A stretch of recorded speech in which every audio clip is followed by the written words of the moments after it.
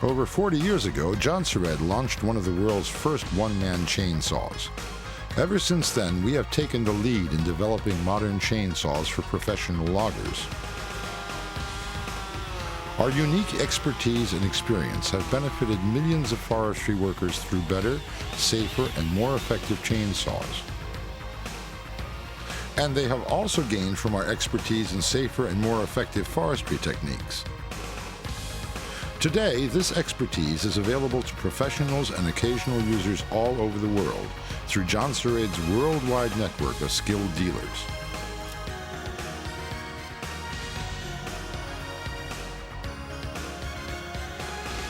Our philosophy of putting people first is reflected in many different ways. In our product development, which has led to today's ergonomically and environmentally adapted John Sered saws, and in our constant efforts to pass on our forestry expertise and experience to the people who will benefit most, people like you who choose John Sered saws. We want to share our professional expertise with you, especially those of you who don't have a lot of experience with chainsaws.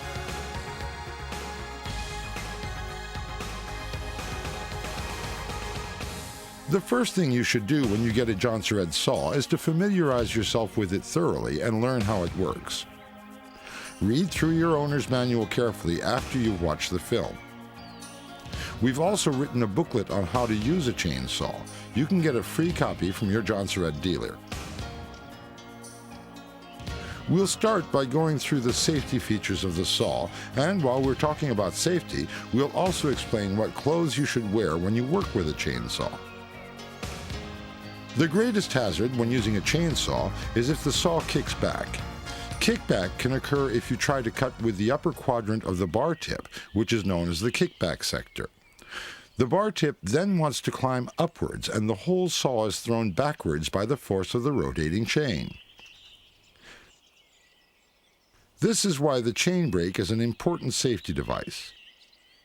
The chain brake on all John Sered saws can be triggered in one of two ways. Either by the force of the saw motion during kickback, or by the wrist of your left hand striking the kickback guard.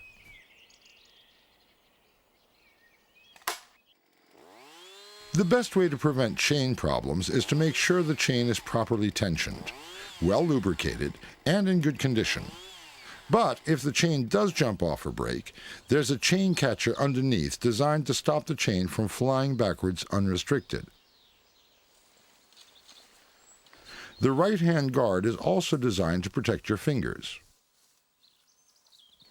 To prevent accidental operation of the throttle, there's a lock which must be activated. When you release the throttle and the engine slows down to idle speed, the chain stops automatically because it's driven by a centrifugal clutch. The chain must stop completely when the engine is idling. If it does not stop, then the idling speed must be reduced. The ignition switch is also a safety feature, as you need to be able to stop the engine quickly. When you use the saw, it's important to wear the right clothing. Never work in jeans or everyday shoes, even if you just plan to cut a little wood outside the front door. You should wear sturdy boots with steel toe caps, built-in saw protection over the instep, and a rugged tread pattern to provide safe footing. You should always wear protective safety pants. John Sered's logging pants have built-in saw protection with long fibers designed to stop the chain in a fraction of a second if it penetrates the outer fabric. Keep the cuffs of your pants outside your boots to keep sawdust from getting in. Protect your upper body with a heavy long-sleeved shirt or jacket.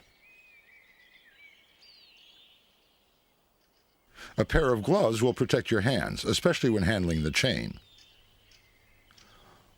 Always wear an approved protective helmet with both a visor and hearing protectors. You should always carry a first aid kit. Keep it handy in your shirt pocket or logger's belt. This is what the professionals wear. You will find everything you need in John Sered's wide range of work clothes, safety equipment, and accessories. Products that are developed in collaboration with the professionals who use our saws every day. Once you're properly dressed, it's time to run through how you should handle the saw. You need to know how to fit a new chain, how to fill up on fuel and chain oil, and how to start the saw and try it out for the first time. You can have your Jonsered saw provided with the chain and bar assembled. But because you should know how to change the chain, we'll describe that now. Start by undoing the bar nuts.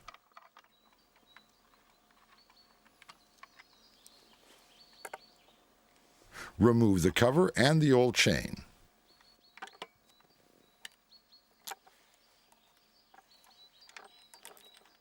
Check the direction of rotation of the new chain and fit it in place. Make sure it fits properly in the bar groove and around the drive sprocket.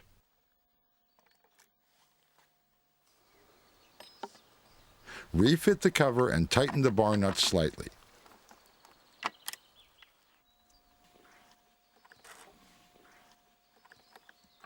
Now apply tension to the chain by turning the chain tensioner clockwise. The chain is properly tensioned when it doesn't sag below the bar and you can't lift the drive links out of the top of the bar. Don't over-tighten the chain. You should be able to move it easily by hand. Always wear work gloves when you handle the chain. Now tighten the bar nuts firmly.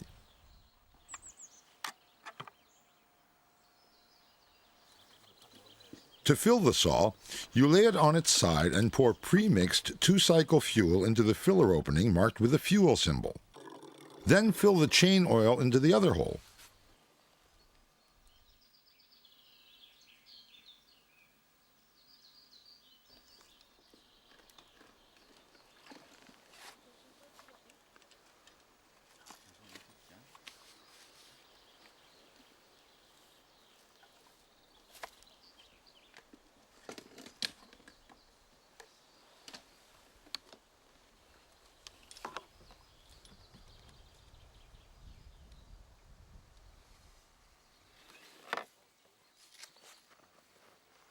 Before you start the saw, move it away from the area where you filled it. Beware of the fire hazard. Now it's time to start your saw. When the engine is cold, you start as follows. Turn the ignition switch on, pull out the choke, and put the saw on the ground. Put your right foot through the handle, grip the front handle firmly with your left hand, and pull the starter cord until the engine fires once. Now push in the choke without changing the throttle setting. This is important because your Jonsered saw has an automatic start setting. Pull the starter cord until the engine is running. When you start with a warm engine, there is, of course, no need to use the choke. You simply pull the starter cord to start. Now rev up a few times to get used to the way the saw reacts to the throttle. Before you go out into the forest, you should get used to working with your saw on home ground. Try cutting some wood supported on a sawhorse, for example. When cutting, you should stand with your legs fairly wide apart for balance, with your left foot forward. The thumb of your left hand should always grip around the front handle. Keep the saw close to you so you don't overstrain your back and arms. Stand diagonally behind the saw, never directly behind it. Apply full throttle before you start cutting and cut as close to the base of the bar as possible. When you cut from above, the chain tries to pull the saw onto the trunk. If you try cutting from below, you'll feel the chain trying to push the saw towards you. You should retension a new chain after about 20 minutes use. Switch off the engine, put the saw down, and undo the bar nuts slightly. Apply tension to the chain by turning the chain tensioner clockwise. Do not over-tighten it. You should be able to pull it around easily by hand. Then tighten the bar nuts firmly again. Check that the chain is oily. This tells you it's being lubricated properly.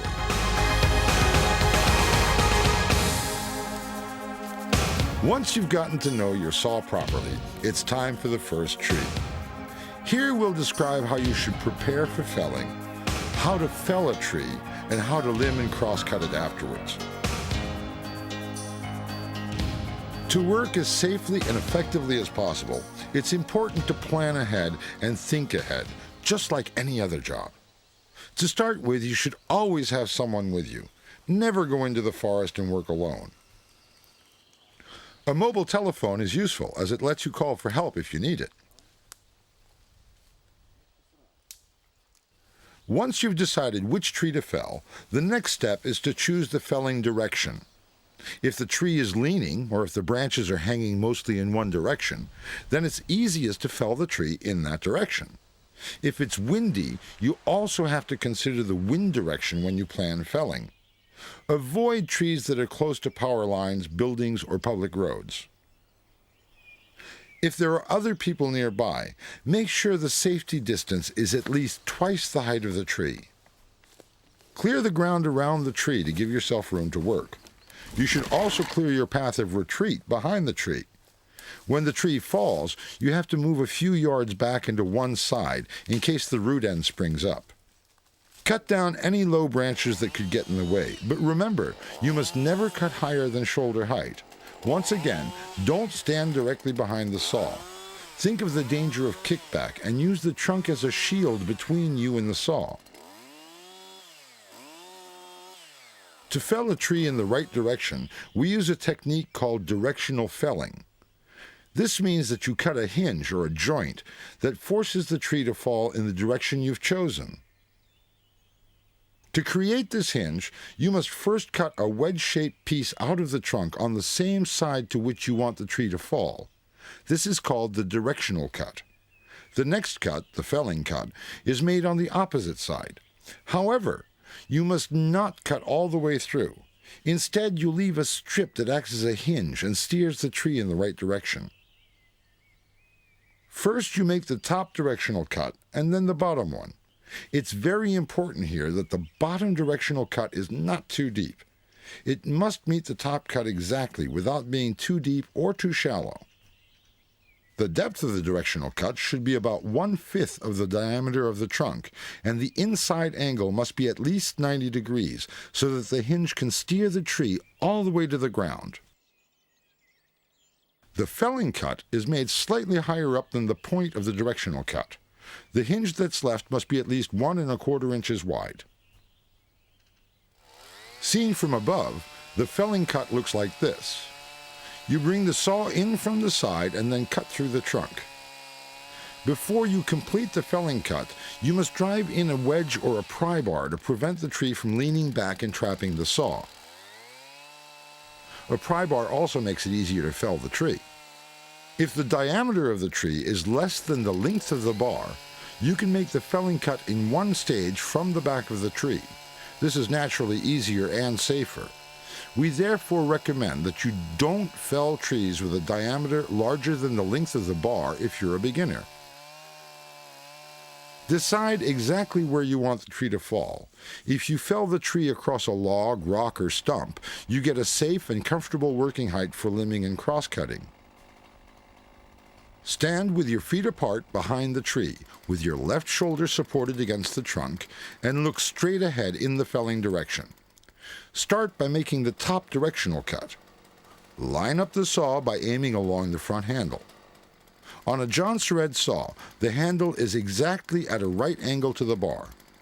Make sure the thumb of your left hand is gripping the handle, apply full throttle, and bring the chain diagonally downwards at an angle of about 60 degrees.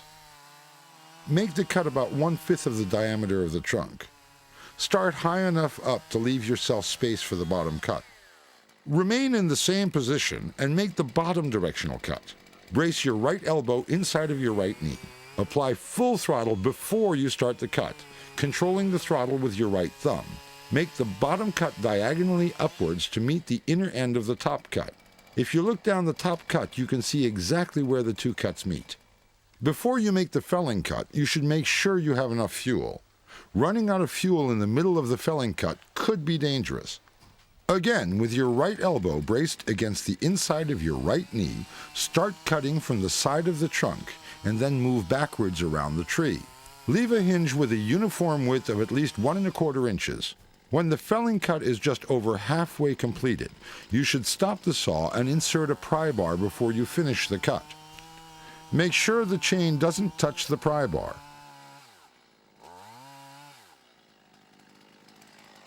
Put the saw aside and lift the pry bar, keeping your back straight. Use your thigh muscles to lift.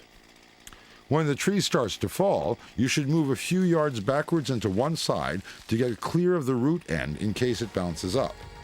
Here you can see the proof of a job well done, a perfect hinge.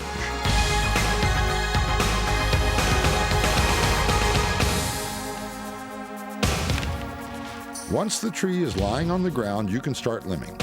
This can be dangerous if not done properly.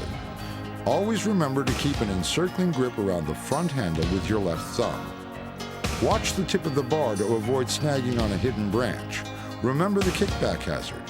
Always apply full throttle before starting to cut. If you've managed to fell the tree over a log, rock, or stump, you'll have a safe and comfortable working height. You should always stand on the left side of the trunk when you're limbing. Start at the root end and let the trunk support the saw as much as possible to save you effort. Always hold the saw on the other side of the trunk to protect yourself when you change position. Any thick branches that stick out from the trunk should be cut downwards with a pulling chain. Rest the body of the saw against the trunk so that the bar pivots down onto the branch. Branches on top of the trunk can be cut with the saw resting on its side, either with a pushing or a pulling chain. Use your right thumb to control the throttle.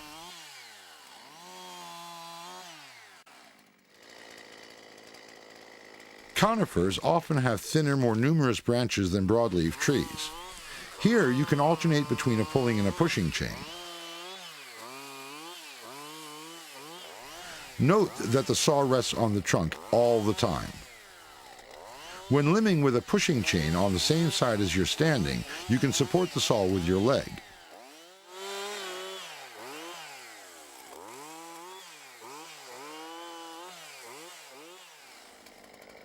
Heavy branches that are pressing on the ground must be cut from below using a pushing chain to prevent the saw being trapped.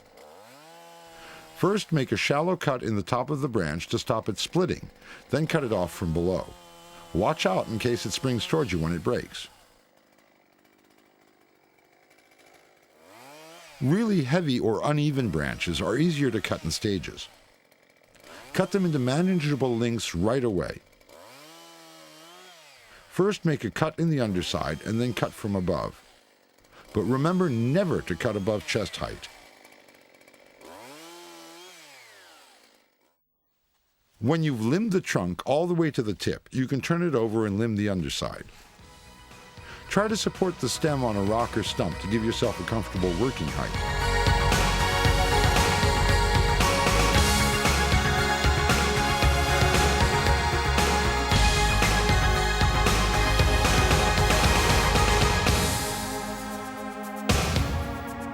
Now we'll cut the trunk into manageable lengths. Again, there are some important points to think about. Where will the length you're cutting go when it breaks off? And what will happen to the rest of the tree when you cut off a large, heavy length? Watch your feet. If the end of the trunk is unsupported, then you obviously have to cut it from above. But first, make a shallow cut underneath to prevent it splitting. Then cut down straight through the trunk to meet this cut. If, on the other hand, the trunk is supported at both ends, you must cut it from below. First, make a shallow cut on top before cutting from below. Always remember to keep an encircling grip around the front handle with your left thumb. Apply full throttle before you start cutting. Cut as close to the saw body as possible, and remember to stand to the left side of the saw, not directly behind it. If your saw gets pinched in the cut, you must never try to shake it free while the engine is running. Instead, you should switch off the engine and pry open the cut to free the saw. Work calmly and methodically. Think ahead. When you move with your chainsaw, you should carry it by the front handle, either with the chain brake on or with the engine switched off. You should not attempt to fell a tree of this size if you're a beginner. But once you've learned to handle the saw properly, it's easy to fell trees with a diameter up to twice the bar length. Choose the felling direction, clear around and behind the tree, line up the saw by aiming along the front handle, apply full throttle, and make the top and bottom directional cuts just as we did earlier. You make the felling cut like this. With your right elbow braced against the inside of your right knee, bring the saw into the side of the trunk and let the tip cut into it. Leave a hinge at least 1 1/4 inches wide, then move backwards around the trunk as you cut through it. When you cut just over halfway through, release the throttle, drive in the pry bar, and complete the cut.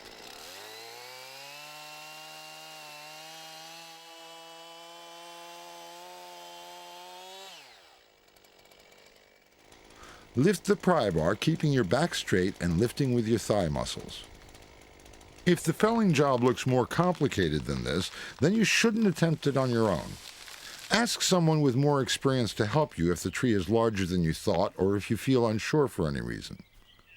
You should also ask for experienced help if you accidentally fell a tree against another tree so that it remains stuck, leaning against it.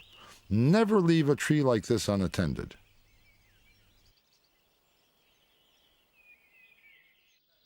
If a tree has been blown down or uprooted in a storm, you should leave it to the professionals. The same applies if there are buildings, roads, power lines, or other obstacles close by. It always makes sense to ask for help, and it's much better to ask for help than to make unnecessary mistakes. Above all, it's much safer. If you don't know who to ask for help, your John Surratt dealer will be able to advise you who to turn to. Although your John Surratt saw is designed for hard work in the forest, it does require some maintenance so that you can continue to work safely and efficiently.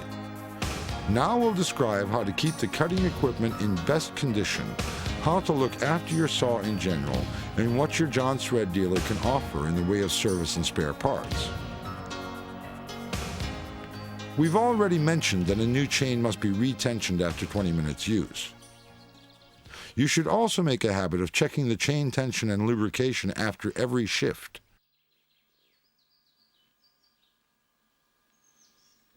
You should also, at regular intervals, wash the air filter with a little lukewarm water and a mild detergent, and clean the cylinder cooling fins and chain brake band with a brush.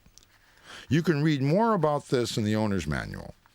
Thanks to John Surratt's unique turbo air cleaning system, which blows away most of the sawdust before it reaches the air filter, you don't need to clean the filter as often on a John Surratt saw as on most other chain saws.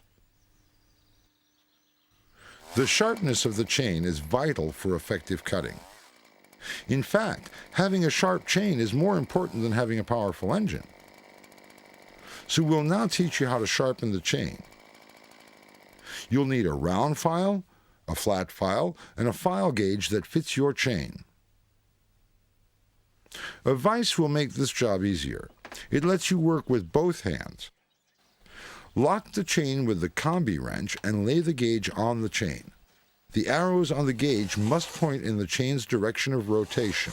File the cutters with steady pushing strokes at an angle of 30 degrees, giving the same number of strokes to each cutter. As you can see, alternate cutters face in opposite directions, so it's easiest to file every second cutter and then turn the saw around. Please note that different brands and types of saw chain may require different gauges. However, the principle is the same for all chains. Next, you sharpen the rakers. It's the difference in height between the cutters and the rakers that controls how deep the chain bites. The height difference must be the same throughout the life of the chain. Lay the gauge in place like this and use the flat file.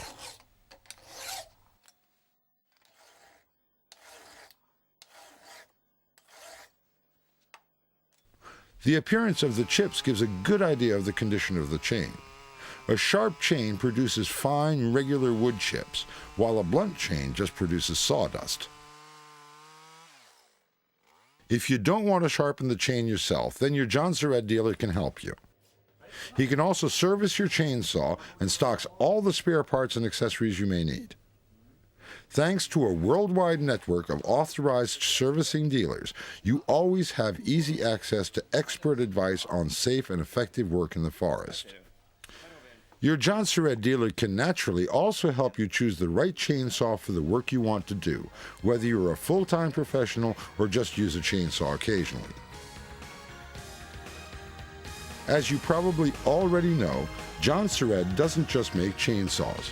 We also have a large range of other professional tools and machines for working in forests, parks, and around the home. Everything from clearing saws, brush cutters, trimmers, and hedge trimmers to lawn mowers, garden tractors, and cultivators.